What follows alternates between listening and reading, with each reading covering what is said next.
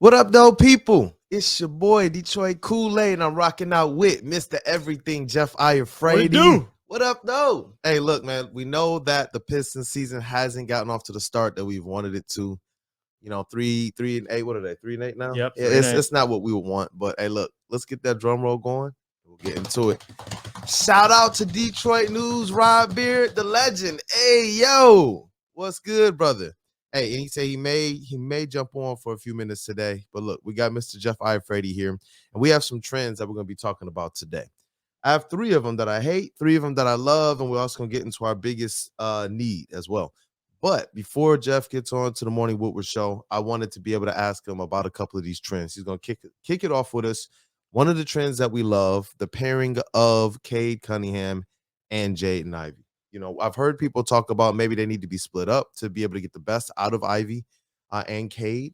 But we already see that they're kind of utilizing that with Saddiq Bey in the bench. I don't know how much more you can get out of that. You know, how many more lineups you can parse some minutes out of or to stagger. Get that. Right. Yeah, but let me know, man. I want to know your thoughts about Cade and Jaden. Well, I'll start with Jaden. The one thing that impressed me, you know, against the Thunder, which how he started, and it seemed like he was settling for threes. I know even if you look at the box score, half his attempts were from 3. But I love how he responded. He was 0 for 3 in the beginning of the game. And then all of a sudden you saw this switch. And whether that's coaching, whether that's him, obviously his mother being a coach, it's probably instilled in him.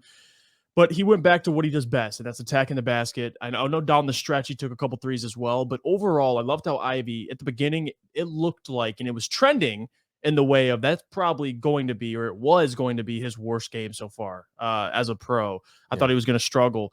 But it seemed like not only did he, be more aggressive offensively getting to the rim, but defensively is what impressed me the most. I believe he's the first, he put up numbers, he was the first Pistons rookie since Grant Hill to put up like a 15-10, 5-2-2 stat line, whatever it was. Yeah, he stuffed the stats. And that's what impressed me, because I've always said, even before the draft process, like when looking at Ivey and looking at all these guys, like, who are you when your shot's not falling?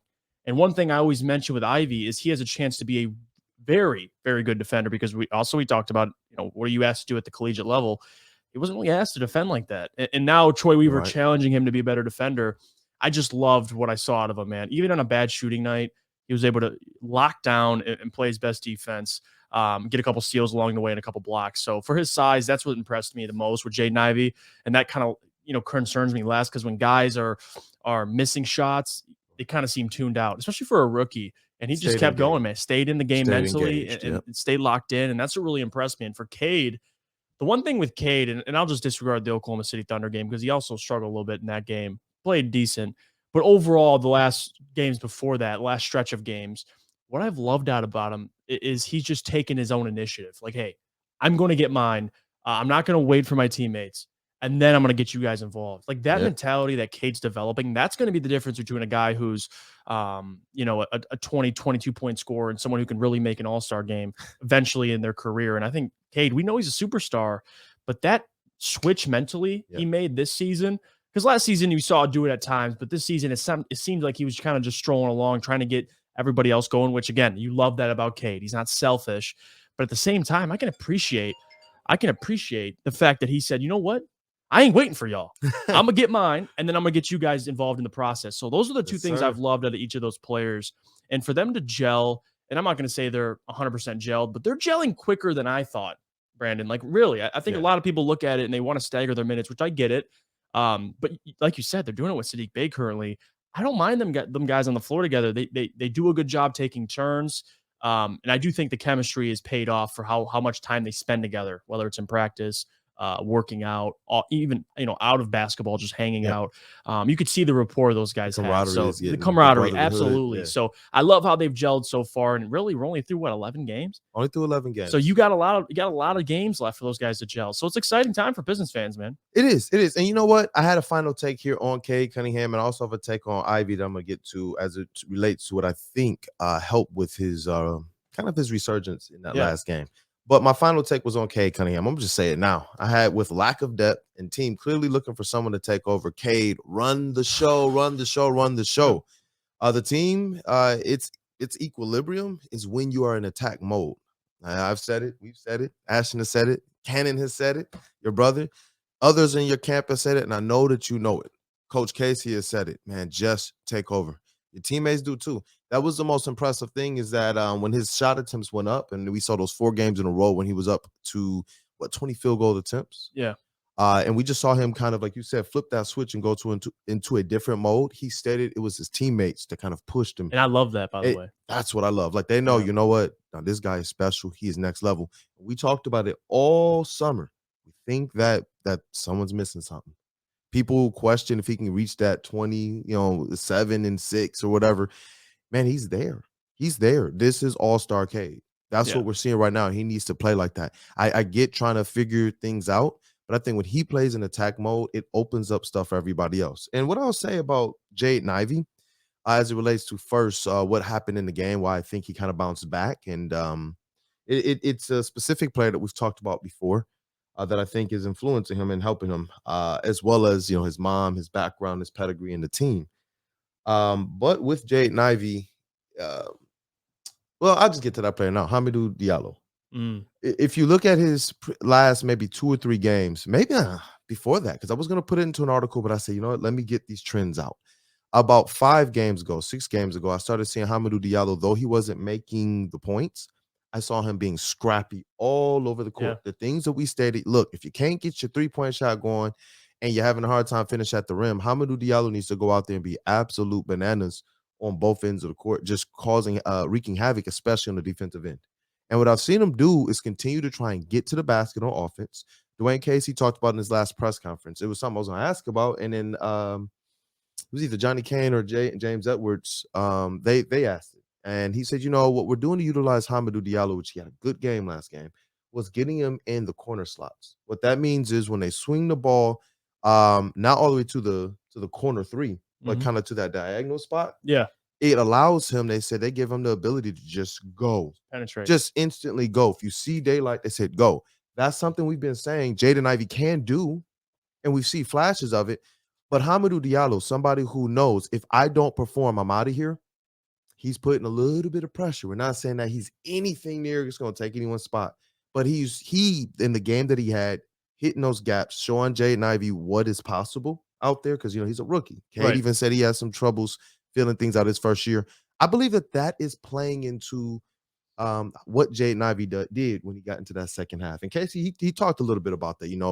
Hamidou is doing his job. He's playing tough on defense first, and now he's hitting those gaps hard, man. As soon as he gets that ball, he's hitting the gaps, and he knows when to pass it out. Like, I like it. I want to continue to see him improve because he's able to play that Jaden Ivey role off the bench, but in a more passive way that allows Saddiq Bey to kind of do what he does. Run wild. Run absolutely wild, man. Run absolutely wild. And, with this pairing of Cade, Cunningham, and Jaden Ivey, the thing I was going to lead with, you don't want Cade just surrounded by shooters. In today's NBA, they'll still just box and want him, and then you have to dare the refs to continue to give Cade foul calls, and that's just not going to happen.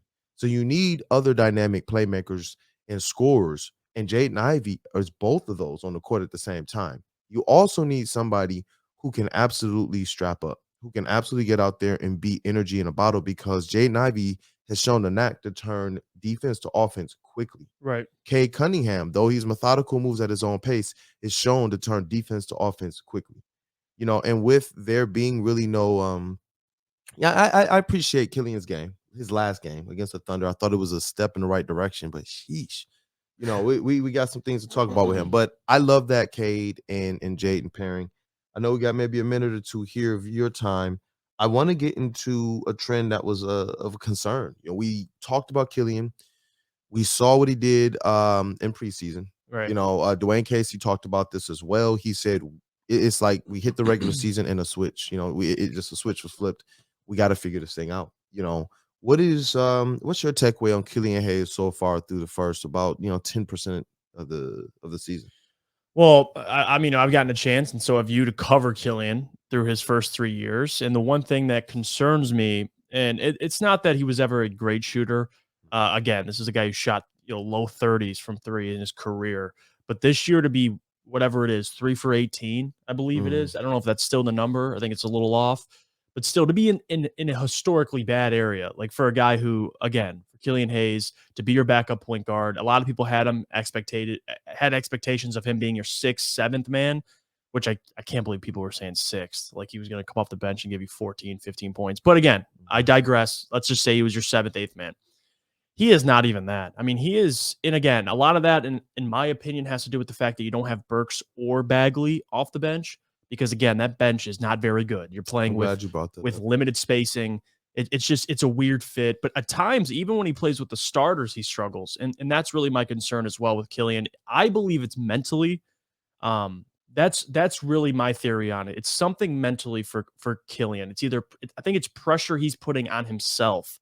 And that's something that I worry about, because the team, and Dwayne and Casey even said and came out and said, like, there's no pressure on him. If this was a championship team, if this was a championship team, that leash would be a lot shorter. But the fact of the matter is they're not very good. So this year he shouldn't have any pressure, but it seems like he's putting a pressure on himself. And I talked with Sean about this. I don't think it helps either, because Dwayne Casey's right. They're in a rebuild technically. So again, a restore, if you want to say that. So there's not pressure, but at the same time there is, because again, they picked up his option for next year. You don't know if this is your last season playing in Detroit. And on top of that, you're playing on a team where everybody's competitive.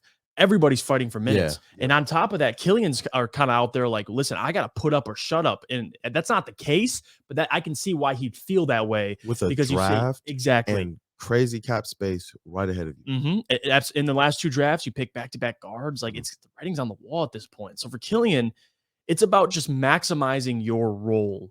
And that's the thing. For Killian, we always talk about, well, he can play great perimeter defense. He's one of your better defenders on the team. He is a terrific playmaker. He's probably, arguably, I mean, him and Cade are the 2 best passers on the team. Maybe Jaden Ivey's in that conversation now, but still, Killian's up there. He's got the length. He's got the size. He has all the intangibles to be at least an NBA scorer. An NBA scorer. But he's not even that. And that's my concern. And I'm going to give him the rest of the season to figure it out. I think there's still plenty of games left to be able to turn around some of these shooting percentages. I don't know how much it'll help, but at least he'll be given plenty of more time. But I am concerned, dude. I mean, this is a guy that even I did not expect this. And I didn't even have that high of expectations for Killian. I really didn't. I was comfortable just giving me bare minimum. Level of regression. No, it's opposite. So again, my opinion on it is it's something mentally, and it's pressure he's putting on himself that really isn't there. But let's say he was traded, and I'm not saying to trade him, but let's just say hypothetically he's on the Spurs or the Miami Heat. I think those situations where you have already guys in place, like you go to Miami, you know it's Jimmy Butler, you know it's Bam Adebayo, you know it's Tyler Hero. You just have to fill a role. Right. With the Pistons, there's not really hasn't really been established besides Cade. Really, truthfully. So it's a tough place to be in for him. I think. I mean, it's, even though he has plenty of opportunities, it is a place where everybody's fighting. I mean, and competing in a good way, but still, that's what you want. We'll see. Yeah, and that's what you want, by the way. But I just don't think he's handling it as we expected him to handle it. And again, it's getting concerning. Yeah, and I got an article on the way, and I had one actually about is Killian Hayes, Troy Weaver's first draft miss. As Pistons GM. Is it his first miss period? Trade, signings, drafts, and all of that. And the reason why I wanted to ask that and get into it, a lot of times people think, oh, you can't criticize him. We can criticize him. Right now, that Killian Hayes pick is a miss. Yeah. He's trending towards realistically where you picked him, and some of the people around that draft pick that are doing pretty well. Tyrese Halliburton's put up crazy all-star type numbers, over 9 assists a game. Right. And by the way, and I wouldn't say a miss. If he was a solid contributor, if he was your 7th man, I wouldn't even say it's that bad of a miss. The fact that he's this bad, it's a miss. Yeah. And it helps that they got Saddiq and Stu in that same draft. So that also helps. Yeah. And we talked about that. We said, you know what? He padded that restoration in year 1 and then got Cade Cunningham in year 2, then padded it again in year 3. Yeah, right. And that's what I was going to say is that I don't believe any GM is going to be perfect. But I believe what we saw to Troy Weaver to be able to go and no, I'm going to correct this mistake without being like some of the previous GMs in Pistons history who might have held on to guys too long. Yep. That's what you want to see. And did he cut Killian Hayes off at the knees in the process? No. He went and picked up his option, traded all the guards that could have challenged that. You gave him every opportunity. And gave him every opportunity while also still saying, hey, listen, we still have a team to build. That's why, if we want to criticize him, we can say, yep, okay, bad pick there. But what does it matter? How many guards did he give? Hey, you like your starting backcourt now? We tried to pair it last year, 2 years ago. It didn't work. or last year with Cade and Killian, it didn't work. And how quickly did they say, let's make a change? That is different than previous Piston regimes. And it'd be different too if they didn't take back-to-back guards. Like, let's say they took Mobley instead of Cade, and they took, a different position instead of Ivey. Then I'd be frustrated because now you'd be banking on Killian to be your franchise point guard. He's clearly not that.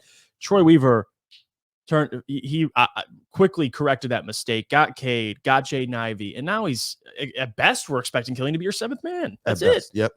And I think he can still get there. I still said, before I get any snap judgments, I want to wait until a quarter of the season, because the trend that we saw when they got healthy last year and traded for Marvin Bagley was that this team went on a run and they looked good. I want to see this team healthy. I want to see Killian Hayes being able to kind of play with, like you said, with that lineup with Marvin Bagley, Alec Burks, Saddiq Bey coming and playing with the bench more, which better bench fabulous. Yeah, I think so. Yeah, I want to see that, because Killian Hayes does look more confident when he's playing with the starters, and he looked like he had less on his mind when Saddiq Bey was in there, kind of ISO and doing his thing. ISO Bey, I love it, bro. Saddiq Blaze, he's averaging like 20 points his last 5 games, by the way. This is something we talked about too. He's a stud. Something we talked about. What are you asked to do? I love that you brought that term to this platform. Yeah, I absolutely do. Hey, bro, tell them to put that on the shirt. Woodward Sports, put that on the shirt. Yeah, man, please. What do they ask to do with the basketball? Woodward and for each Piston is greatness, man. That's what I love about Troy. He's gonna push it to that limit, and if not, you have a GM that you don't have to necessarily be worried about. You don't. No, that's why I tell people, if Casey's here and Troy Weaver has him here, it's for a reason. You have to look at everything that's going on. I'm pleased with our rookies this year. Yeah, I'm pleased with the steps Cade, Isaiah, and Saddiq are taking. These are guys who were drafted here underneath, and Isaiah Livers, underneath Dwayne Casey and his staff, his development staff, to have the ego to say, not to have the ego and say, you know what, come on in, Coach Beeline. Come on in. Some of the guys who are on the staff, they will be threatening in other situations. But Dwayne Casey is the type of guy who will do everything in his power to be that team guy and bring everything in to help, so that he can manage this team to the best of his abilities. And right now, in year 3 of this restoration, and realistically, year 2 of Cade Cunningham, they got another year or 2. Yeah. So no, it's a big year. I mean, for a lot of guys, but specifically Killian. I personally think at the end of the day, when it's all said and done, through 82 games, I have hope, and I got to say that lightly, but I have hope he can turn it around and at least be because there's a difference between being struggling like Killian is and just simply being you can score at an NBA level. I haven't seen Killian be able to do that besides Oklahoma City last year. He had like 27 points. Yeah. But if you can get 8 to 12 a night, that's all I would ask for. And he's playing as good a defense as he's played. You're getting, listen, we know what he can do creating for others, but this year he's even fouling. He's getting into foul trouble early on. I think he has as many personal fouls as assists. Like, they're pretty close in number. So again, concerning, but I have faith he'll turn it around. I do. Killian's he's a smart kid. I just think he gets frustrated. I mean, I was at the game about a week ago, the Hawks game. It was me and Anthony, and I was watching, and his dad was there. His dad was in attendance. And man, you see Killian, he go in the game, and I believe he got a quick foul. And then they let him in for a little bit, and he had like a turnover, and they pulled him.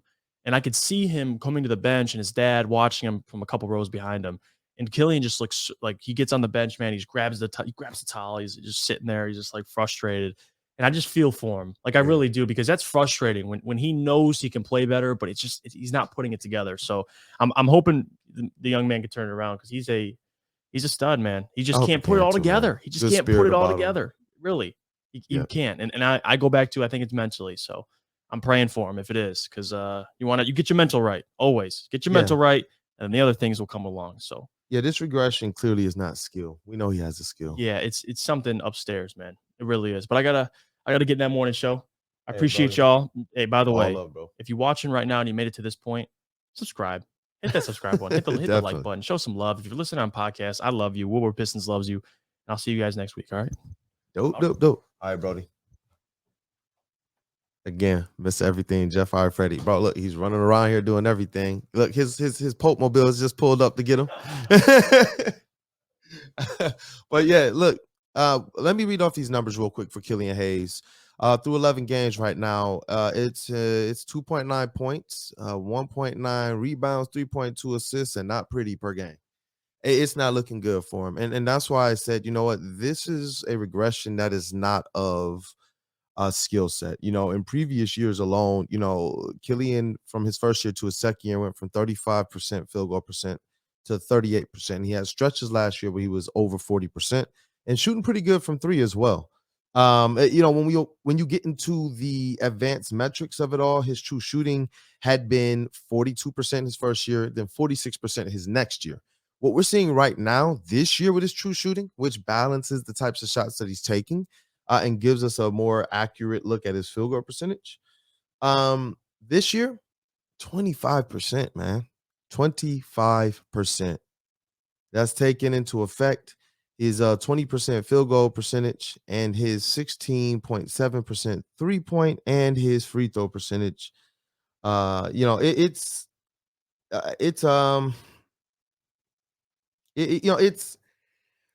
a situation with Killian where it's like, even his free throws, have from his first year, he was sitting at about, let me see here. His first year, he was sitting at 35%. Nah, his first year, he was sitting at 0.85%. Second year, he was sitting at 16%. This year, he's regressed again down to 11%. It's showing that level of aggression that he had coming through the preseason, something has dropped off. It looks like he's gone from trying to prove that he belongs to trying to run sets and run plays. And that's where I believe Killian is starting to get into his head and think a little bit more. He's starting to look a little bit like Killian that played with Blake. Yeah, bring the ball up the court, and he's even thinking about that. And then he's thinking, oh, that's right, hand the ball off to Blake Griffin now. And then I run into the corner and I sit until I get one or two fouls or until I miss one or two ugly threes or until I like short arm a floater. What we saw Killian doing coming into the preseason, and some stretches towards the end of last season that got us all excited.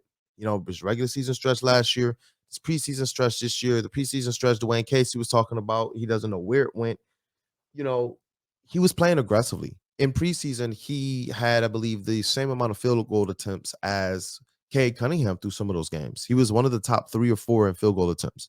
You look at him now coming into the season, that's not at all what's going on here. His field goal attempts have gone way down as it relates to the rate he was at in preseason.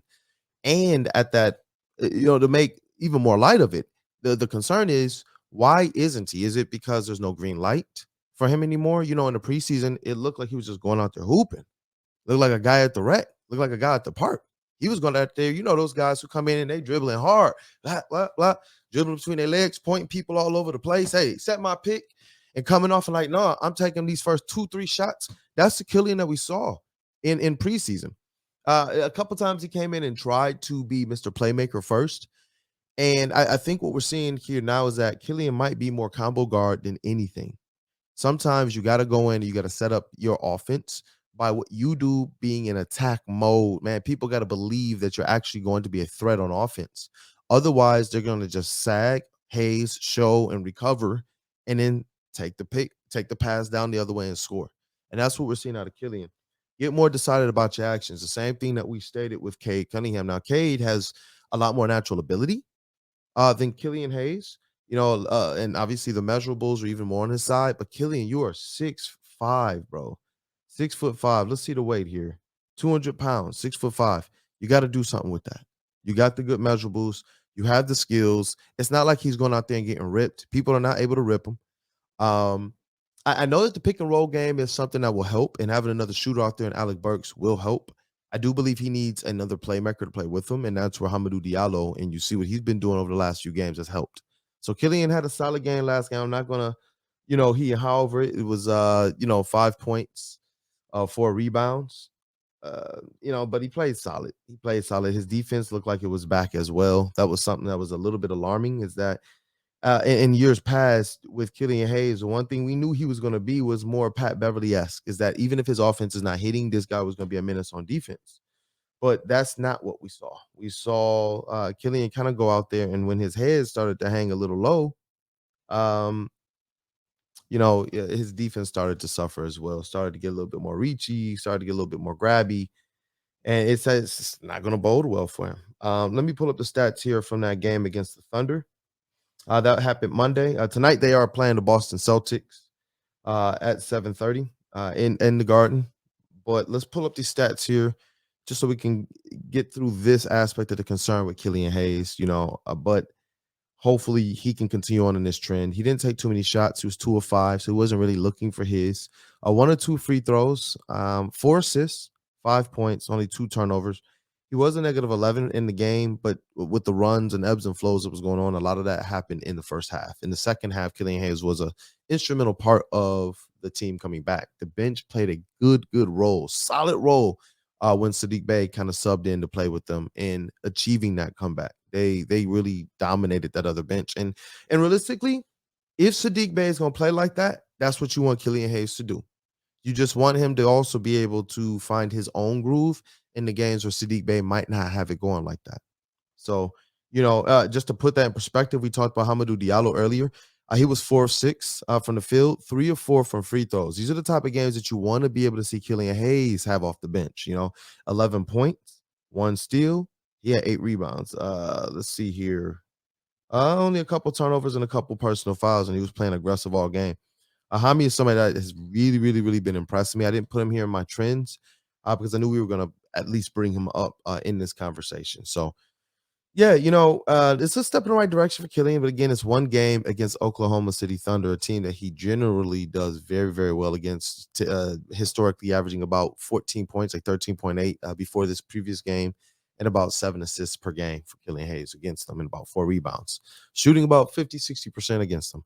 So this is a step down in terms of overall stats, but in this trend for Killian, of my concern, I want to be able to see more like that. Solid play, solid defense, hustle, talking. Those things get you going. Anybody who's played a sport, whether professionally, collegiately, high school, amateur, just out in your backyard, when you're out there talking, you're out there yelling, when you're out there, getting with your teammates, those things make huge differences, especially when you're playing defense, especially when you're playing offense, calling out, hey, someone's setting the screen. When you're playing defense, hey, backdoor, cutter, and you looking around, it keeps that blood pumping, man. It keeps it flowing through the veins. And we see it, sometimes Killian needs to be pushed. I don't know if somebody needs to push him in practice. I know last year, Dwayne Casey, he joked and remarked that maybe he needs to get a girlfriend or something like that, get him out there, man, so he could do whatever the people do that get you going.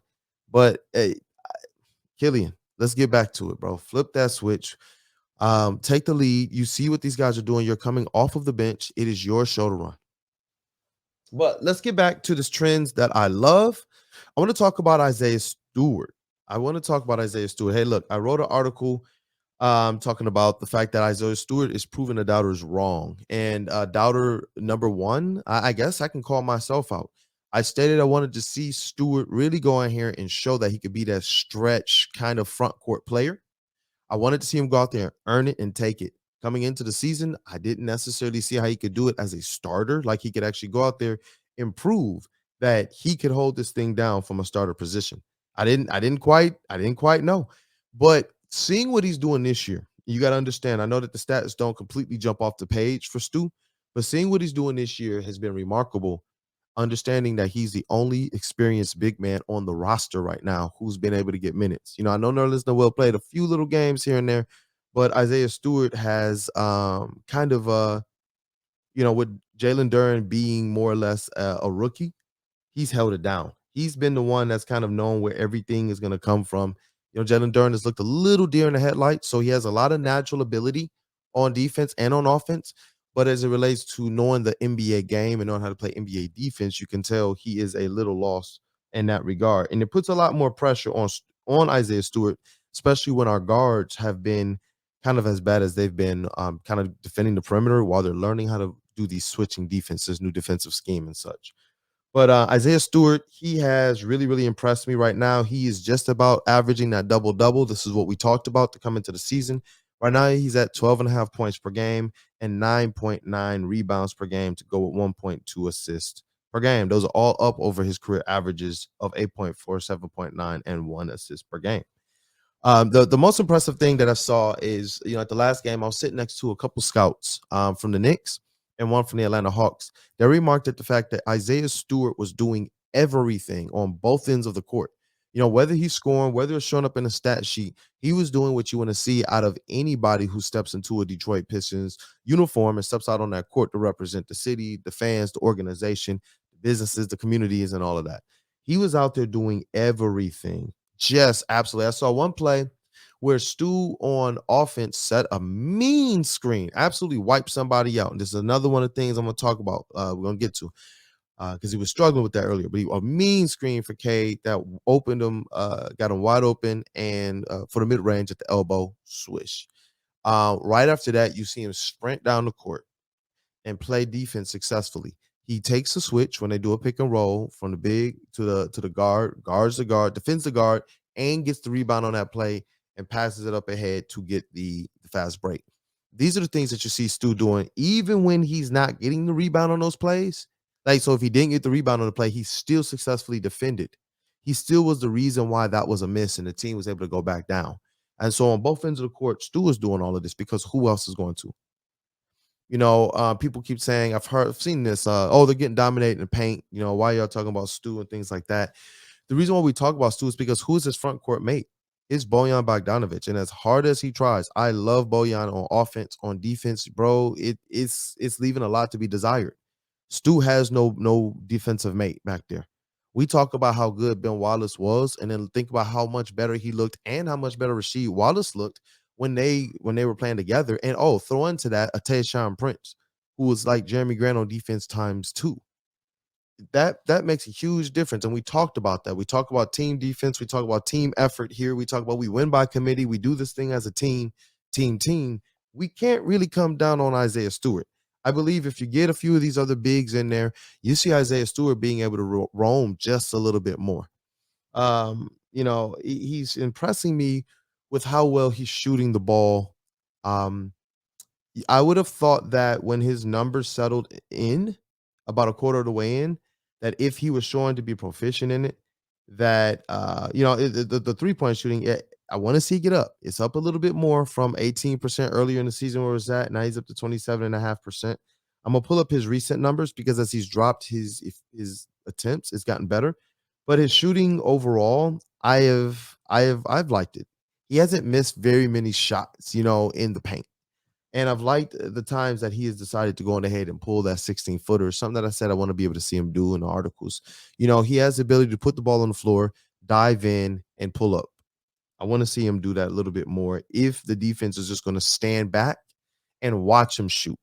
You can't do that. You just can't do that to the tune of 1 of 8 for threes or even 1 of 5. If those are the shots they're doing it specifically to try and get you to coax you into a miss. Because let's be real, he's not necessarily a sharpshooter, but he is somebody that can contribute. With his shooting splits, I wanted to get more into his true shooting because when you look at just the numbers of it on his 2022-23 season, you're looking at 47% field goal percentage, which is down on the year from his previous 2 years of 55% and 51%. His 3-point shooting, previous 2 years, 33%, 27%, but those attempts were horribly down. Those were on 0.9 attempts and 0.6 attempts per game. This year, he's up to 3.6 attempts per game. He's making 1 3 a game. And he's been reliable. That 1 3 a game so far has come up clutch in all 3 of their wins. His free throw percentage is at 72%, which is his highest that he's been. His rookie year, he's at 69%. His sophomore year is 72%. Now he is at 71%. Now he's at 72.2%. So I like his trends as it relates to his shooting and where it's going. And people can say, well, it looked like it dropped this year. When you go to the advanced metrics of it all, that tries to recalculate things, including bringing in that free throw percentage, his attempts jumped. They skyrocketed this year. Stu's free throw attempts have gone from 1.5 a game up to 4.9 a game, and he's hitting 3.5 per game. 3.5 free throws a game he's getting. That's huge for his game. That shows the level of aggression that he's playing within the paint, and we got to give him that. But when we go back to the advanced stats of it all, his true shooting this year, his rookie season, he was shooting, let's see here, 59% true shooting. That's because he was being spoon-fed the ball. He was playing with Blake Griffin, Killian Hayes, and some other guards on the team that were basically, if he's getting it, it's a putback or spoon feed. Also, the pick and roll was more of a liable threat in lineups that he was playing with Marvin Bagley. as well.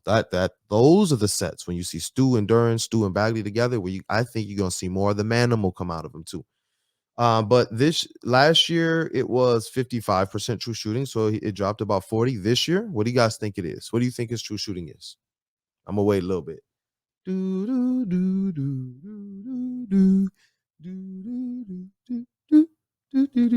All right, back up to 59%. So even though his field goal percentage is down this year, even though the 3-point percentage overall looks to be down, the quality of shots and what he's doing in the paint, the fact that he's tried in the last 5 or 6 games to not overshoot the three, is bringing things into a better perspective. And when you start to talk about that free throw percentage, you factor that in, you see that his overall true shooting is actually about the best of his career now. Stu's, and we're doing this to put this in perspective, man. You know, the numbers and the eye test, sometimes the numbers are to help what your eyes see. It's to give a little bit more definition, a little bit more meat to what we're seeing in the game, just in case we could be missing something. These numbers tell us that we should be looking at Stu in the paint on the offensive side because he's getting busy. His free throw rate, his rookie season, 22%, last year, 21%, this year, 58%, people. 58%. Just to put that in perspective, the free throw rate is the number of free throw attempts per field goal attempt. So that means that every other field goal, Isaiah Stewart, every other shot that he takes, he's getting a free throw attempt. Think about that, guys. That's a crazy, crazy stat. He's getting busy in that paint. And I like to see it. We also have to understand he's starting to learn to play a different position. And I got to be fair to that too. As he's learning, there's going to be some growing pains. So if he can start off averaging a double-double, which we all sat here and thought, we don't know if he can average a double-double, though he would be effective, I give it to him. I give it to him. So that's one of the trends that I love. I wanted to talk about his screens. In the last game against the Thunder, you know, to start the season through his first 5, 6, 7 games, there was a lot of talk about the fact that this Detroit Pistons team set some pretty bad screens, some pretty bad pick and rolls, and our guards have depended on it. Cade is a pick and roll guard. Killian Hayes is a pick and roll guard. If you don't have any bigs on the roster that can really set a mean screen, you're going to find yourself trapped often. And defenses know this. Sitting up there again with these scouts, they talked about how the defenses rush our guards. They know, hey, these guys are going to run a basic pick and roll, come off to the elbow, rush them, and it gets them a little bit discombobulated. Killian a little bit more than Cade. Cade has made a couple kind of careless, turnovers in those situations. So you want to see him kind of get better at that. But it's some wrinkles that these other teams are starting to throw in, knowing that there's no serious lob threat. Until Duran understands how to seal out off the pick and roll, it's going to be a little bit tough. So people aren't really biting on it. They're daring them to throw the lob to Stu. They're kind of daring them to throw the lob to Duran. But when you get someone in there like Bagley, it's going to look a lot better. Now, Stu in the last game, he set some mean screens for Killian and Cade. I'm talking about bone crushing. Defenders were getting leveled off of these picks. And that's what you want to see. You could tell that it's something that the team, Stu, somebody is working with him. He's taking it personal, and he's going out there and trying to get better. And that's what I mean. There's going to be growing pains. So even though we didn't see it early in the season, we're starting to see different things now. He's starting to understand, let me do some different things. We saw him a couple of times. He faked the three and then dribbled to the right or to the left to give it to the other guard, or fake right and then try and dribble into the paint to then hit somebody else. Isaiah Stewart is a good interior passer. I believe that Jalen Duran is showing to be one of the better, probably the best interior passer on the team. I think he was a big man on the team, but Isaiah Stewart, he knows what he's doing out there. So kudos, shout out to him. I want to see him continue to trend in the right direction. But look, another trend of concern, we're going to continue to flip-flop this thing here, is the lineups and the lack of depth. Now, and the reason why I put these things together is because even though they're kind of controlled by two separate people, the depth is going to be something that Troy Weaver is looking over. And in year 3 of a restoration or a rebuild, you're not going to necessarily have the depth that you want. They actually have more right now, talent and depth on the team, than I thought that they were going to be able to have. Having 3 first-round picks your first year, having 2 first-round picks your third year, getting Cade Cunningham, Isaiah Livers, that's a wealth of talent within 3 years, when most people are coming away with 1 first-round pick and maybe a couple second-round picks every year, at best. So, but I put them here because I still believe that there's some better things that could be done with the lineups, but I believe we're seeing them now. You got to let trends go in the NBA, and it's, the trends that you want to see set forth are 10 games. So when you come into a season, you cannot jump ship and abandon that early, 2 games, 3 games, 6 games in. You have players that you've been working with. You have players that you're financially invested in, and you're trying to give them the opportunity not only to see if it works, but also for them to understand, I got to work if it doesn't. Now, all of a sudden, players understand you're not getting into something where people believe that, they're entitled to something. Now, Casey's talking about Hamidou Diallo accepting his role. They gave him, hey, go out there, get some minutes, and he's seeing now. Cade and Ivey's a different animal, dog. Some of these other players are different animals. They just are. But I like what Casey's been trying to do to course correct. About 6, 7 games in, they started making some changes. To the way that Isaiah Stewart plays, as well as to the way that we got Mr. Rob Beard coming on, you guys. Definitely gonna get him in here soon. But he's been making some changes as well to the way that Saddiq Bey has played. We talked about this on the show. They wanted to see about getting his usage up. Because Saddiq Bey is at his best when he is in attack mode. That's what the Pistons have. All right, let me get Mr. Rob Beard in here now. Yes, sir.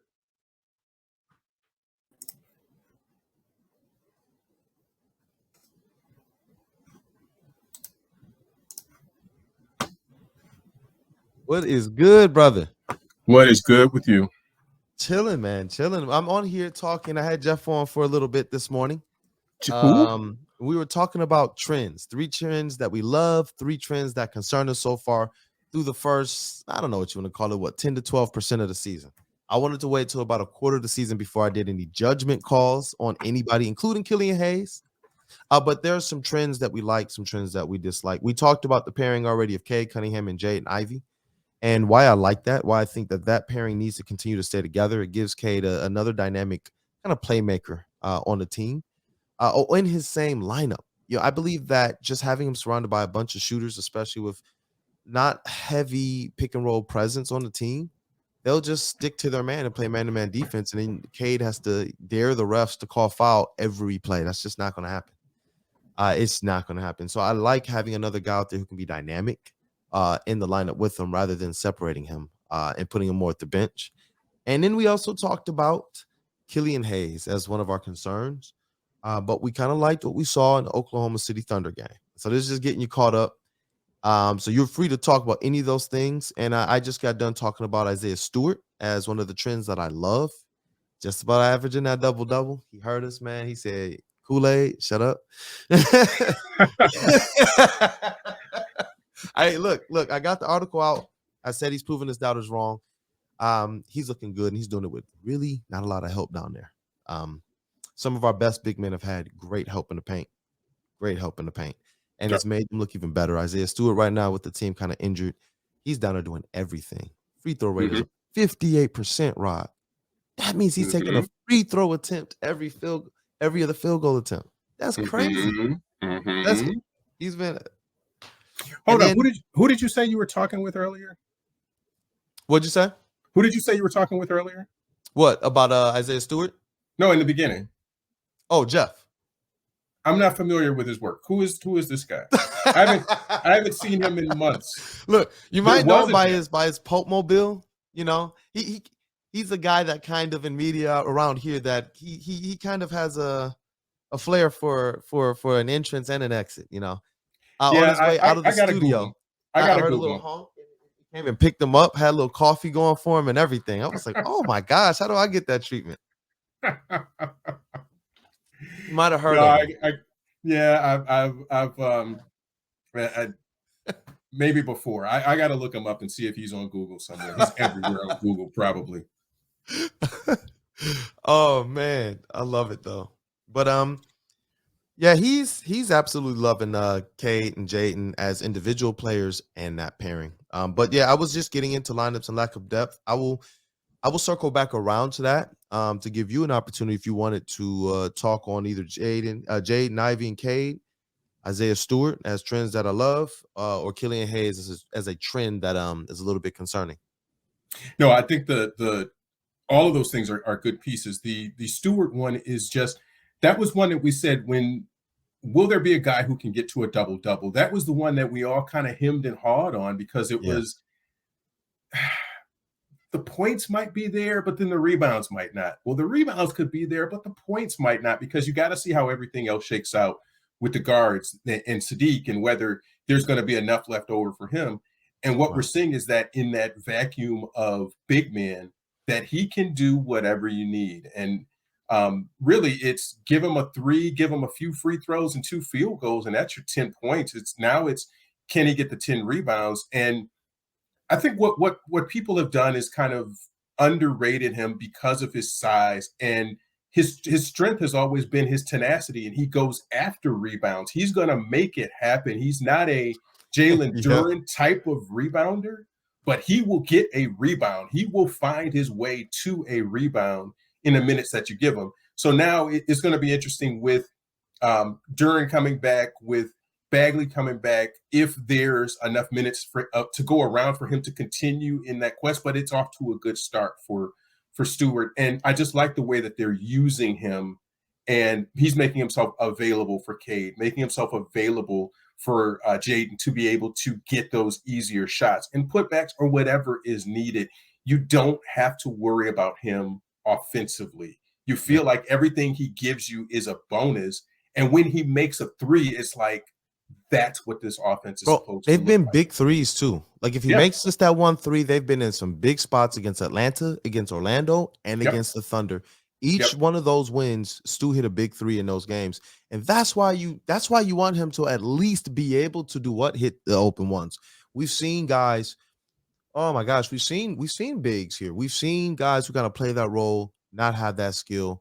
And we've lamented that for years. Watching this Pistons team saying this is something that they need.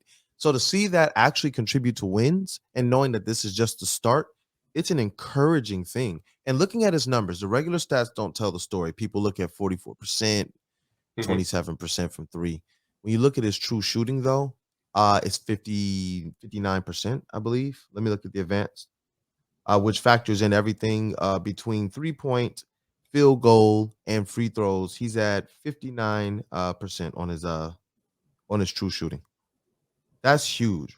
That's huge, man. Free throw rate is at 58%. That's huge.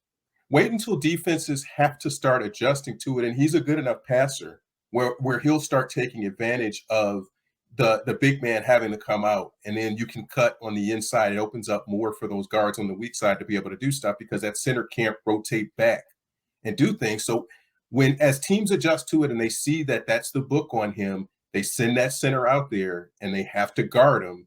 It's going to open up a lot of other things too. Yep. I've talked about that as well.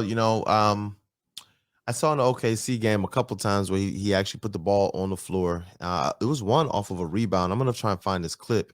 And he was so quick with it. Like he dribbled between his legs, went behind his back, took another dribble into the paint, and then passed it out to the guard. I thought he could have turned around and hook shotted it, but he seems to be kind of this, if he doesn't have like the direct putback, passing it right back out. And I believe that might be because he hasn't, though he's getting foul calls, it's because of the rate of the amount of time he's down there, the volume of time that he's down there that he's getting calls. He's not getting the calls that he should at the rate that he should, though. Does that make sense? Yeah. So I noticed sometimes he's getting the ball and getting it right back out to the guard so that they can reset rather than trying to do the tip or trying to go up and getting fouled, and then the other team is going down with it. So, yeah, I really like what I'm seeing out of him this year, man. I do. I on both ends, there were a couple plays against OKC where you see him, and I see him improving on those pick and rolls. I said earlier, man, he set a couple picks in the last game that put people to their knees. Cade Cunningham got a wide open shot on one, and Killian got a wide open shot on one. And I was sitting with some scouts in the last game from the New York Knicks and from the Atlanta Hawks. I asked them, and you can hear him talking. They remarked about that, how Stu's energy, even though he's always driving, they said it's just something different about his energy. Something different about his energy that they're seeing right now. He was just all over the place, crashing all over the middle on the offensive side, going for every rebound, setting picks. So whether he's showing up in the stat sheet on the side or not, he's in there doing it. The advanced stats say with that 58% free throw rate, he's in the paint on the offensive side. And on the defensive side, he's grabbing the rebounds. You see it with that 12.5 rebounds a game. With that 9.9 rebounds a game. He's in every play down the court, man. it's not just the motor, it's that he's being effective with the motor now. It's Right, not and just he's just out there just going. Yeah, he has to be right now because it's really popsicle sticks and glue that's holding this thing together in terms of the big man. Yeah. That you just have to have somebody who's functional. And when Duren comes back, you're not going to see a lot of Duren Stewart combos, but you're going to see some stuff. And I'm interested to see when Bagley gets back in and starts to get some consistent minutes, how that works, how they start to pair those big men together. And even if they go small with Stewart at the 5 and like Saddiq or Livers or somebody like that at the 4, you can kind of mix and match and do some different things. But it's just a case of give him some minutes and let him just kind of go. I'm excited about that part of his game and what we've seen so far. Yeah, I've loved it. Anything else before we get into lineups and the lack of depth as a concern? But it's a trend that I actually kind of think is heading back in the right direction. Yeah, I think the guard rotation with seeing how Cade and Jaden play off of each other. Jaden is just a blur. It is once or twice a game when he goes right on that baseline, and now he's just flipping that up with his left hand or just right hand off the backboard. It is, you can count on it, and teams are going to counter that too and cut that off. So I want to see him do that, stop on a dime, and take that little midi from right there on the right side, because that defender is coming, that backside defender that's under the rim, he's got to come and cut that off. So can he find some way to just drop that or just pull up and hit a midi from right there? That's what I want to see. That's what made D-Wade so great. You know, he had that end-to-end speed. He could do it in the half court, in the full court. But when teams decided, hey, we're going to take that away from you, he was hitting those floaters and those jumpers off the glass. You know, he was floating it, swishing it, things like that. I agree 100% with you. I'm glad you brought that up. That's not something Jeff or I brought up. That mid-range would be huge addition to his game. Yeah, and his speed changes the game, not just on the defensive end, but just he makes you in transition account for him, because if he gets to half court or he gets to the top of the circle and you haven't picked him up, it's done. It's ball game. So that's something that we haven't seen for the Pistons. We haven't seen his level of speed. I can't remember anybody who's had that level of just he can do it in the half court. We've seen it enough in the half court, but in transition, he makes you pick him up from 3/4. You gotta account for where he is by the time he gets to 3/4, because if he gets to half and he's got a full head of steam, it's done.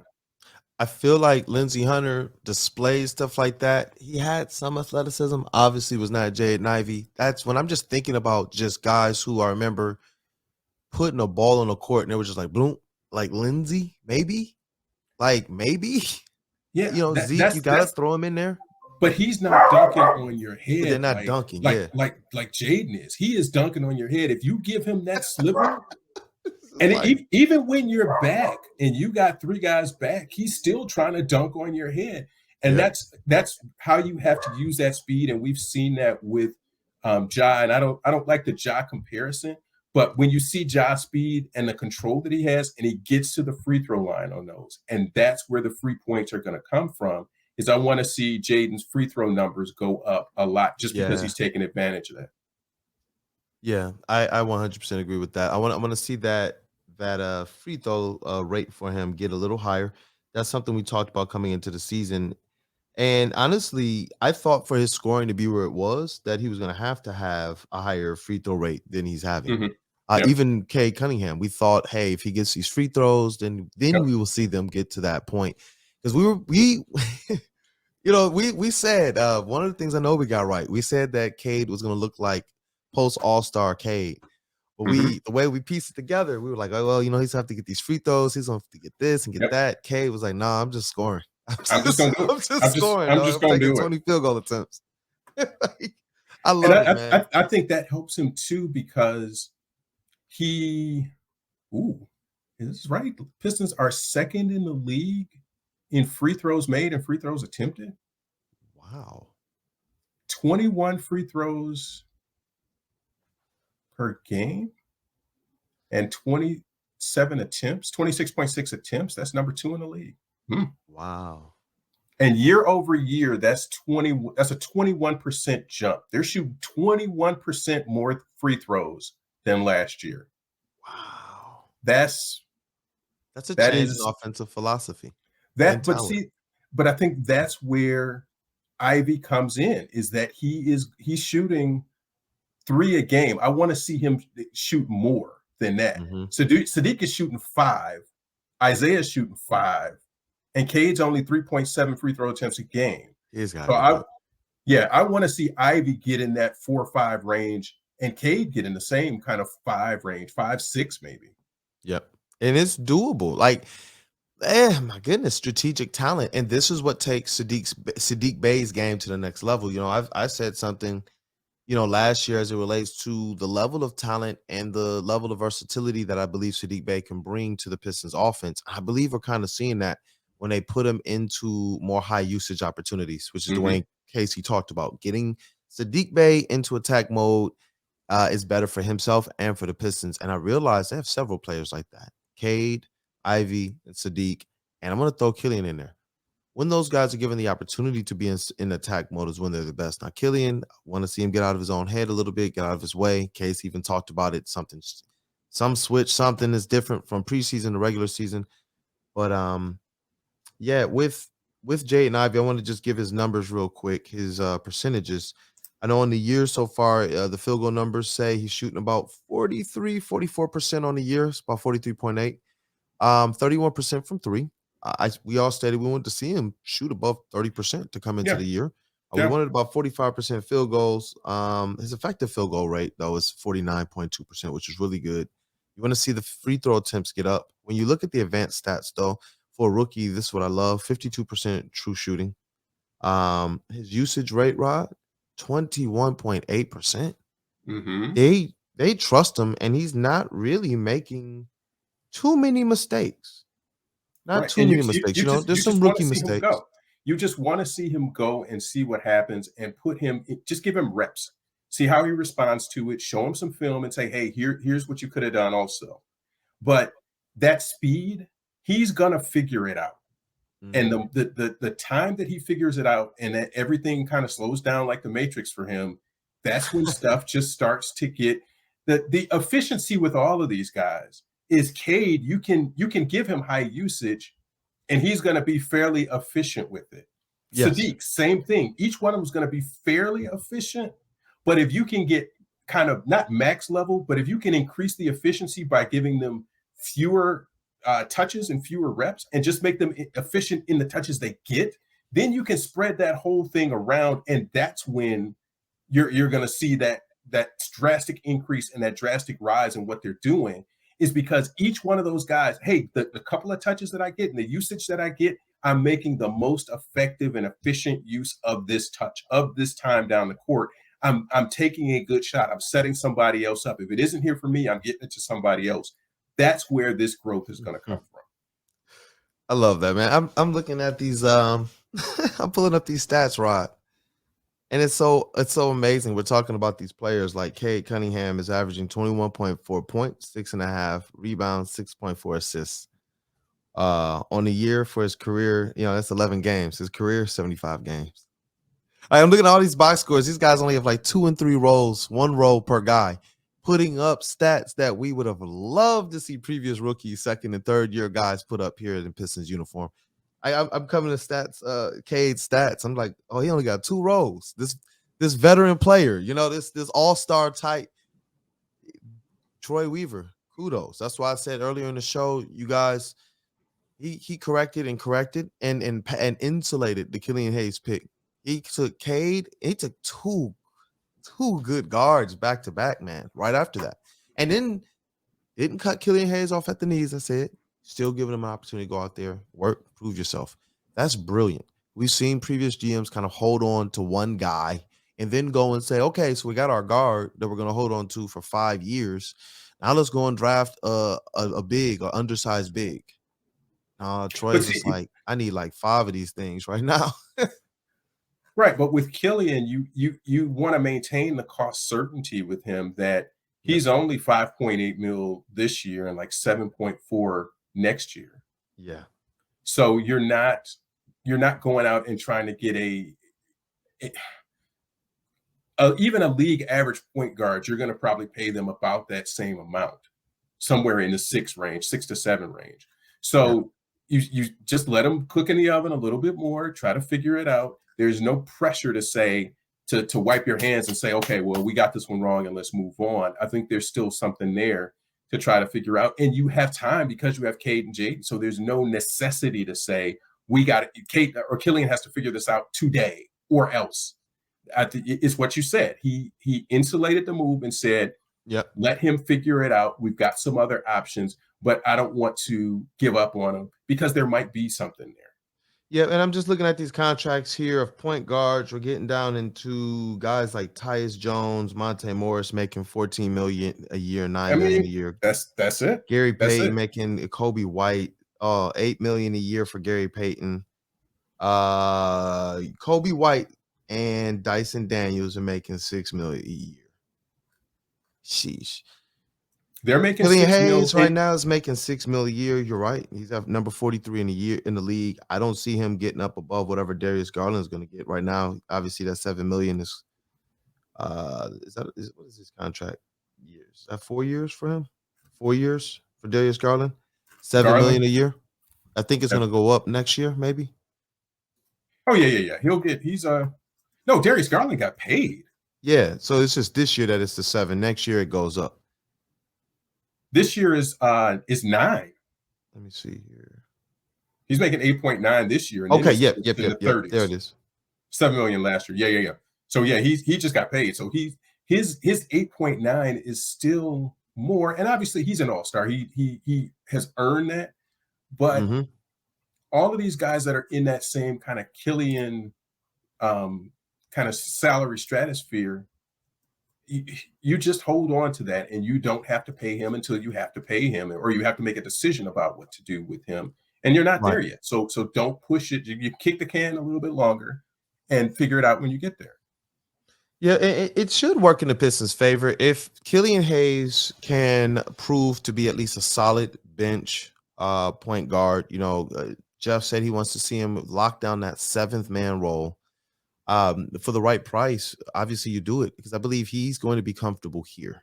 I do. I believe Killian Hayes is going to be comfortable here. I know some guys need a change of scenery, but some guys, they do need the comfort. They need the staff that may know who they are, know kind of what their ticks are while they still kind of work through this thing. And I like the way that Troy has, I'm going to keep saying it, insulated not just the Killian pick, but other picks as well. And they push each other too. It puts, what's the word now? Pressure. I like that Bojan is going to put pressure on Saddiq. I like that Duran is going to put pressure on Isaiah Stewart. But I like that these guys all complement each other and are team guys. Cade Cunningham said that about Saddiq Bey, that he really likes him because he's the type of guy that goes hard for his team. I loved hearing that from him. He said that's just the type of guy he is, man. He just goes hard for us. Man, that Saddiq is a straight teammate. I mean, that's Saddiq is, Stu is, all of these guys, and that's the one of the better things about this roster makeup is that they're team guys. It's not this wild card out here that's going to blow up and kind of everybody understands what the pecking order is. That it's Cade, you got Bojan, you got other veterans who's supposed to come together and make and fill in the gaps where you don't have that. And you have a Corey. So Corey's there as your Killian insurance.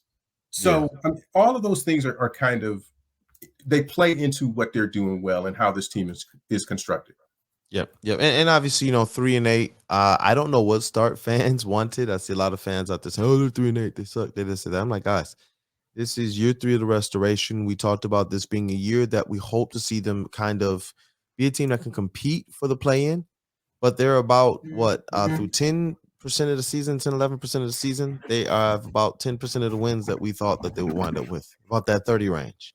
So they're a team that's kind of trending in that direction. Obviously, they have some ups and downs, and there's a couple games in there they probably should have won, and they're injured. As this team gets a little bit more healthy, I believe you're going to see them be a lot more consistent. The competition that they vowed, I believe that was with the full team intact. This team looks small sometimes in the front court. Till they get healthy, it's not going to be anything they can do about that. But Brandon, what did we tell people? We said this schedule at the start is not easy. Chill out and give it 10 games to see where they're at. We said that so many times. And I mean, people are people. They're going to do what they want to do.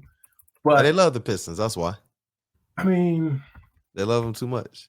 But you also have to listen to people who have been around and understand how this works. Yeah, the ebbs and flows. They weren't coming out here at 7-3 or 8-2 and try to run through this, even with no Bagley. Right. I mean, even with Bagley, they weren't going to be 8-3 because we knew they were playing Golden State. They won that game. They played Milwaukee twice. They played Atlanta twice. Bucks twice. They were going to have a difficult go of it, no matter how it looked. And they were going to win some ugly ones. They were going to lose some ugly ones too. And so people get all concerned about the double-digit losses. That was going to happen. It's as they figure it out and throw in some injuries, that stuff's going to happen. Yeah.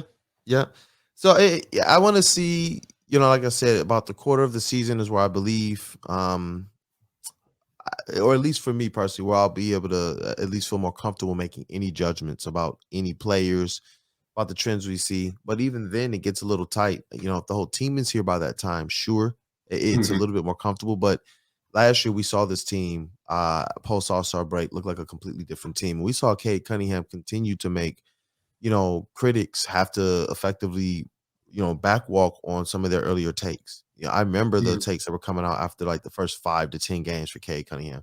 People were quick to put out that whole worst shooter in NBA history type stuff and all of that. They were quick to go out there and grab, look at his turnovers. Oh, he looks slow and things of that nature. Then as soon as he started, that month of March, Sean Murphy, shout out Sean Murphy from Half Court.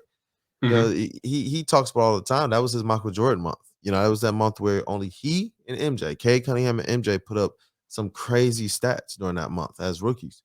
It made Candace Parker go out there and have to admit, and it's what kind of spurred Arcade's on. You guys aren't talking about him enough. You're just not. But I wanted to get your opinion, man, because this kind of lends what we've been talking about, kind of lends right into this. A concern, the lineups and the lack of depth. Obviously, injuries play a big concern. So their size is going to be stunted because you're missing your two of your biggest players on the team, and Nerlens Noel, who's just really a breaking case of emergency, a break glass in case of emergency guy is what Casey called him for right now. But you're missing Bagley, who is your best pick and roll guy, and he does cause a little bit. He's a massive guy in the paint, whether you think he's a plus defender or not. But I see Casey already starting to make some changes. One of the biggest to try and help this team. One of the biggest changes was Saddiq Bey. And I stated that I believe they wait to make certain changes because you're looking your players in the face. You don't want to just go and pull somebody out 3 games. Let a trend develop. Let something go on to where we can sit down and say, you know what, maybe this isn't working for the best of the team.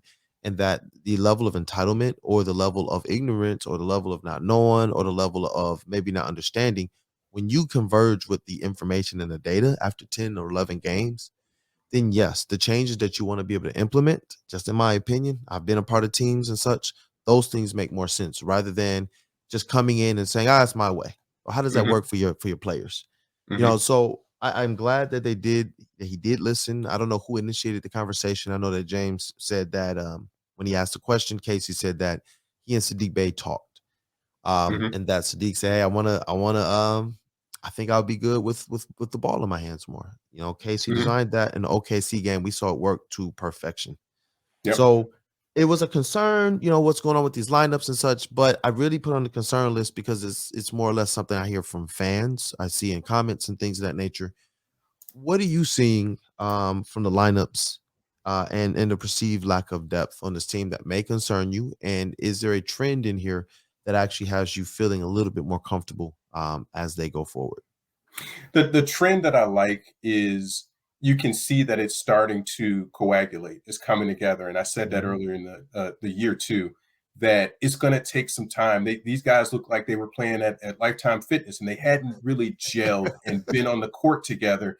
But what was that missing piece that was in there? Or the newest piece in that was Boyan. You had to figure out how Boyan was going to fit in this. The lighter fluid. And right. And now you can see that dude just gets to a spot and he doesn't demand the ball. He doesn't need to be the central piece of the offense. He just fits in wherever Cade is or Jaden is. Hey, find me in the corner, bro. I'm gonna be right over there. Just if you throw the ball over there, I'm gonna be right there. Splash out. That's it.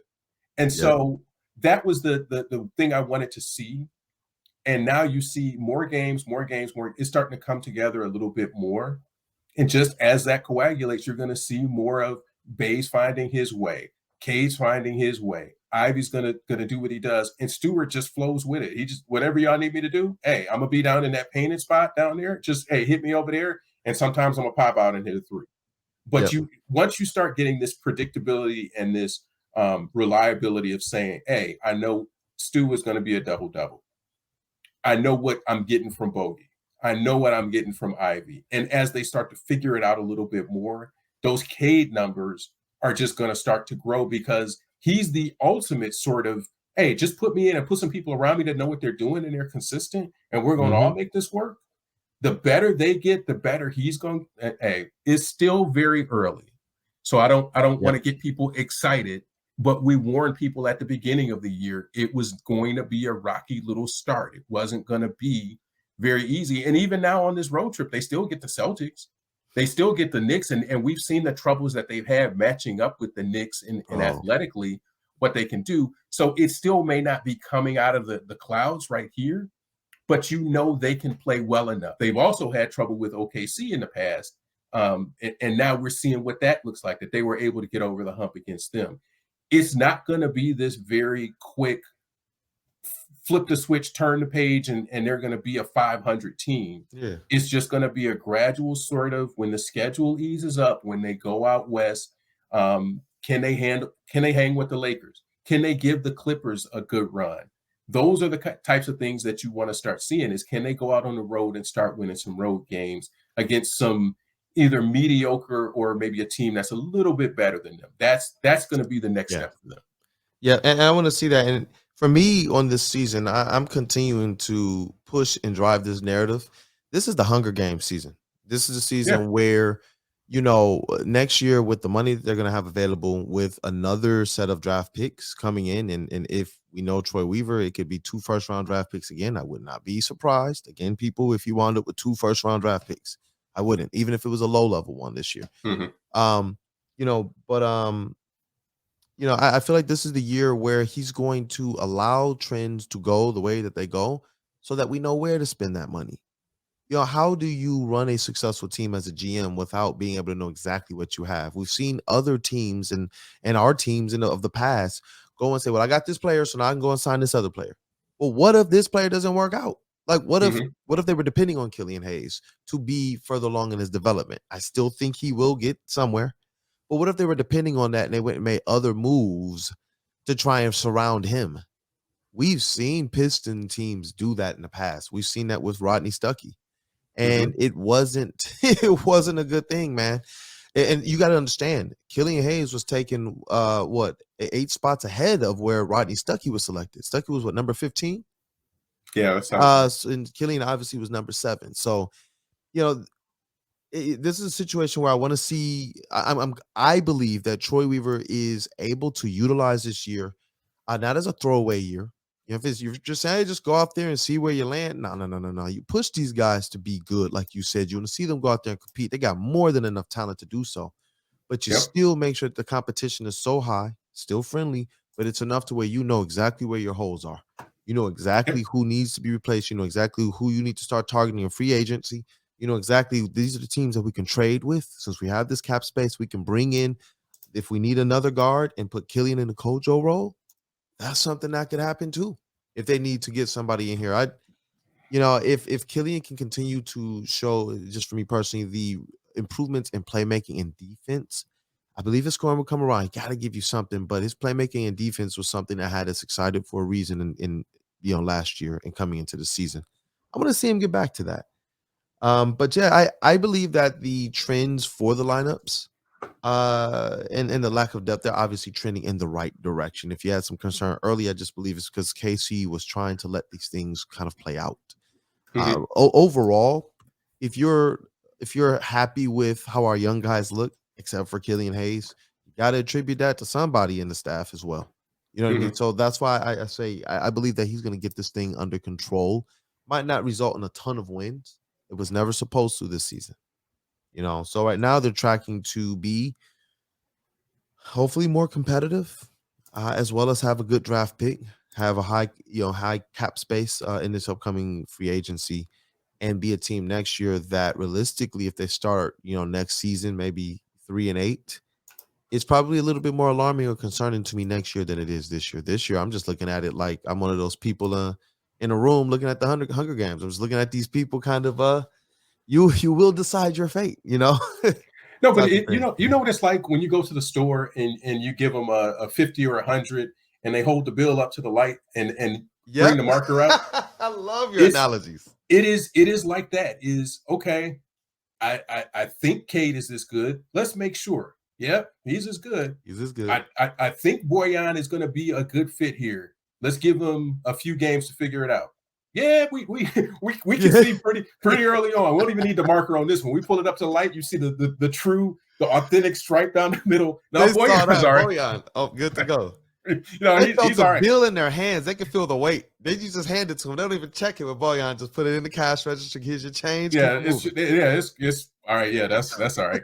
It's one of those old wrinkly hundreds. You're like, oh yeah, you can't counterfeit that. That is what it is. But I like the way that you put that with the Hunger Games, is that you're going to have to fight for your time. We thought at the beginning of the year that this was going to be an Isaiah Livers time where we were talking about him starting at some point. But you have to improve this roster, and you can give him that opportunity in the role that he has. But now it's insurance. If he gets better and he stays healthy, that's fine. But you got a Boyan to deal with. That can confront that band, that can be that guy. So you don't have to put pressure on Livers to be that or else. If he isn't, if you had said we're starting Isaiah Livers at the start of the year and he flopped, then where are you? You're stuck. So again, that's Troy Weaver saying, I'm not going to put this rebuild in jeopardy by basing it on something that is unproven. And it's not saying that Isaiah Livers is bad, but we know the injury history and we know he's still growing. We know how smart he is, but you give him more of an incubator and time to figure it out than saying you have to be good this year or this rebuild is hinging on your growth. That's too much for anybody. It's not even on Cade to say this rebuild is completely on you. It's on you and the rest of these young guys. It's everybody.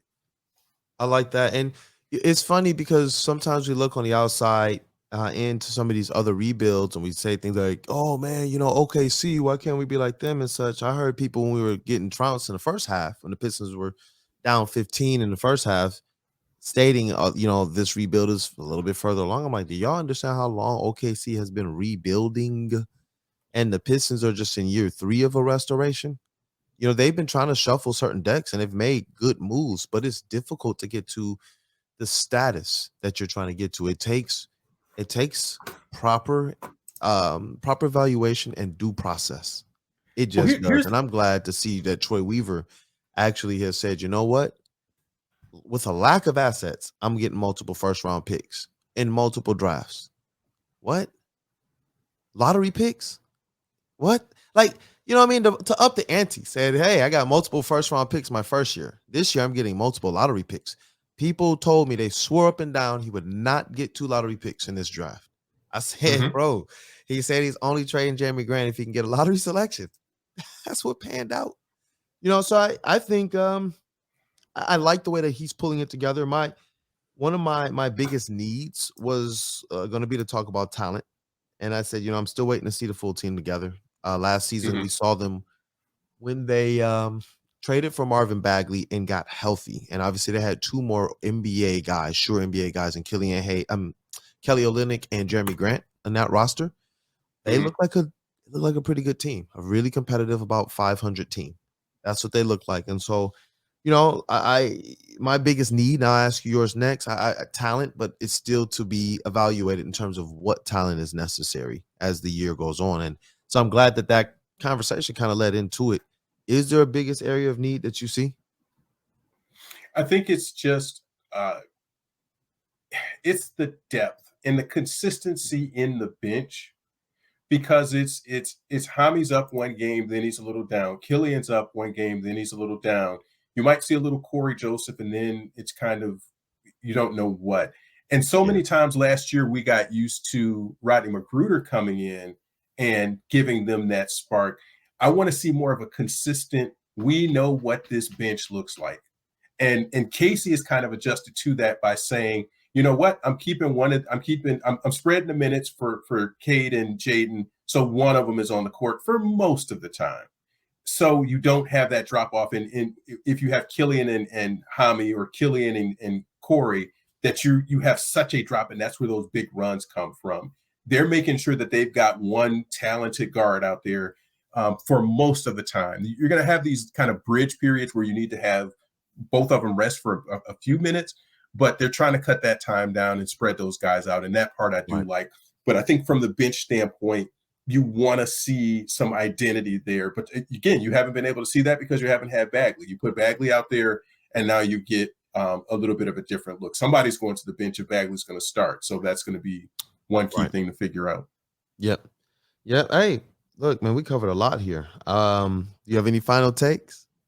No, I think it's still very, very early. And that's what I'll caution people, is that people haven't been through a proper rebuild in this city yet.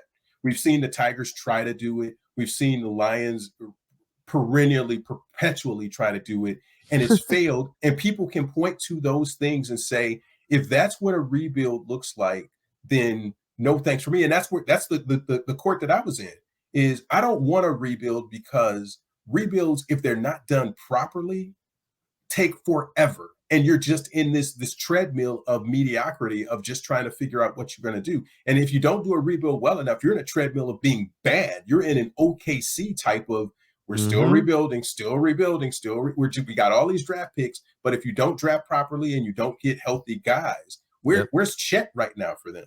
That it's a freak thing, and I'm not blaming it on Chet, but I'm saying that's how you can get into, you need a lot of things to go right for you in a rebuild to do it in good timing and get it right. And so, I mean, again, you look at these next 10 games for the Pistons, you got two against the Celtics, you got the Knicks, Raptors, and you got a West Coast trip where anything can happen. You just don't really know that we were talking about the Utah game might be a winnable game. Not so much now. And this West Coast trip, it has a pair of back-to-backs. That's not easy to do. So you'll learn a lot about what this team is probably in the next 10 games. Those 2 Boston games, the Knicks, Raptors, and that 6-game road trip out west. That's 10 good games that'll tell you a lot about where you are. We said, give us these first 10 and let us gauge it. These next 10 are going to say, hey, can they go 4-6 in this? Can they find a way to get 3 or 4 games out of this? That's what I'm looking for. Yep. And with,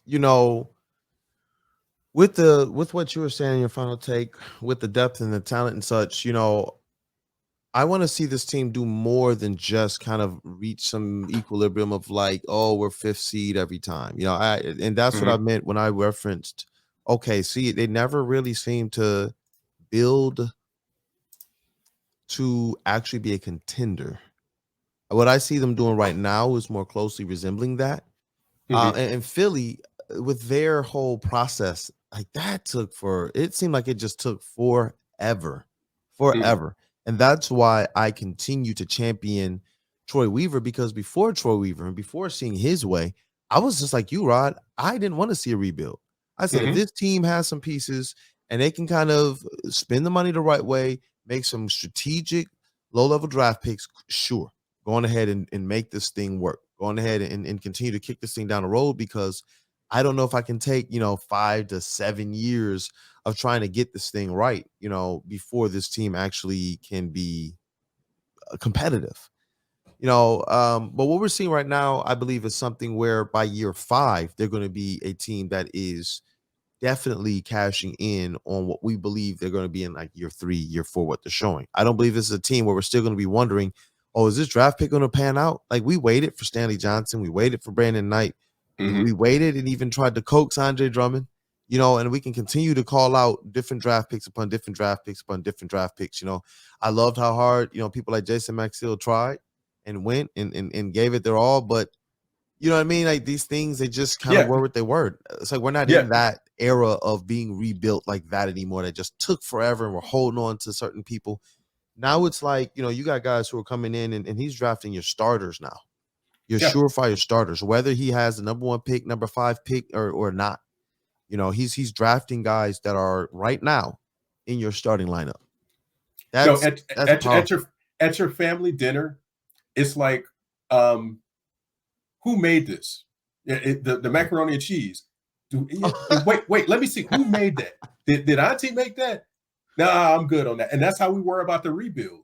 Like, who put raisins in this potato salad? Hey, that's not Troy Weaver, bro. Everybody's potato salad ain't potato, but it's like, I don't know what happened in your house, but you can't eat everybody's chicken, and that's how I grew up. Don't eat everybody's chicken, so don't eat everybody's rebuild. Love it. You don't want everybody's rebuild. Now, if you told me, hey, Troy's working the rebuild, okay, yeah, let me holler at that bowl. I'm gonna get a couple of scoops of that. Give me the Troy Weaver rebuilds. I want that. But you tell me that it's somebody else, and there's not a lot of certainty about it. That it's going to be a Matt Millen rebuild. No, I don't want that. Pass. Let's push that to the side. Don't want any of that. Respect the man. I don't respect the cooking, though. Not at all. You gotta be able to tell your friends sometimes, bro. You're a bad cook, but I still respect you as a person. Exactly. Yeah, you bring the pop and the plates next time to the next cookout. You bring the pop and the plates. We'll handle that. Just bring the beverages and don't make them. Yeah, that's it. I can mix my own Kool-Aid. So there you go. Dude, I love it, man. I love it. Hey, one thing, I got to get your take on this before we close. We got the battle of the MJs as it relates to Magic Johnson and Michael Jordan and Isaiah Thomas. Magic, actually, he praised the bad boys and their style of play at the same time that Isaiah Thomas is coming out saying, I'm always going to carry this beef with Michael Jordan until he apologizes, man. Do you got any comments on this stuff? I was like, yo, I'm glad this is even coming back up because content. No, I ride with Zeke. Zeke is my guy. Let's go. Because the bad boys, that era, people want to forget about that and want to minimize that every opportunity they get. That Jordan, and Jordan is a wonderful era. It is. He's probably one of the best champions and competitors individually that we've seen. But if he's not going to give the bad boys their due and Isaiah his due for getting him to that point, then what are we doing? Magic was very complimentary, obviously, of Isaiah and just what they did for that. But the Magic and Bird era, when people remember that was people talk about Golden State going to the championship every year. You could book Lakers, Celtics just about every year. The Sixers were the team that would ruin it every once in a while.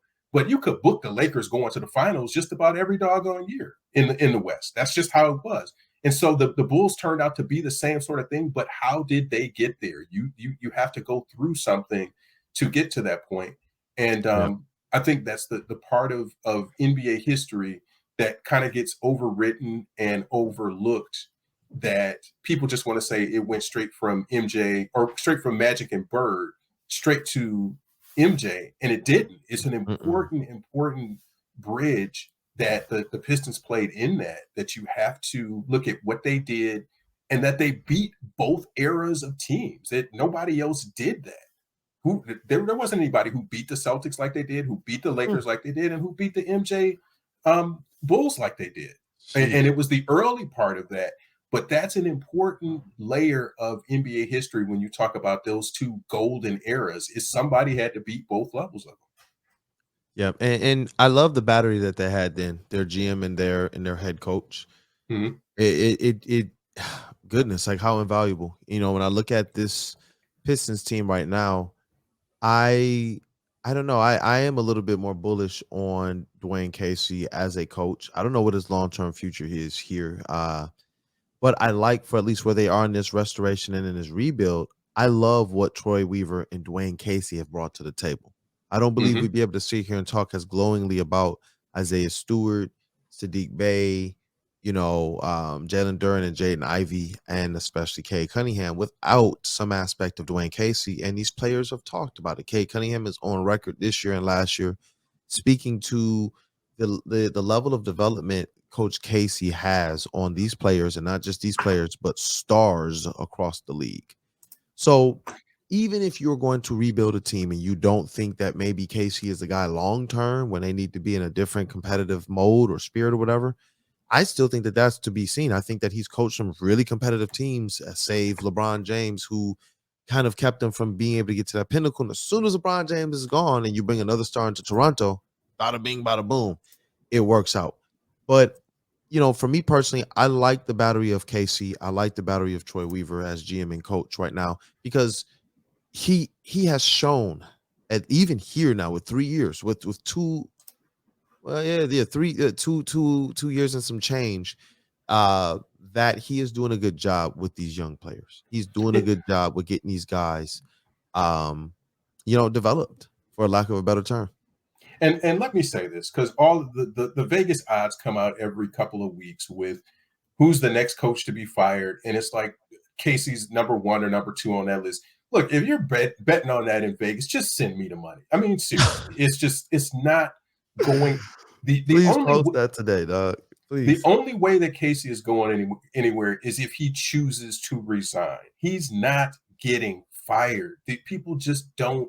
And I've said that for like the past 2+ years. He's not getting fired. He's a really good coach, and he's highly respected around the league. We talked about player development. We talked about his relationship with players. He hasn't had a talented squad. He hasn't had a really talented squad since like the Blake team that could go out there and could compete with people. And maybe he got more out of that team than he should have.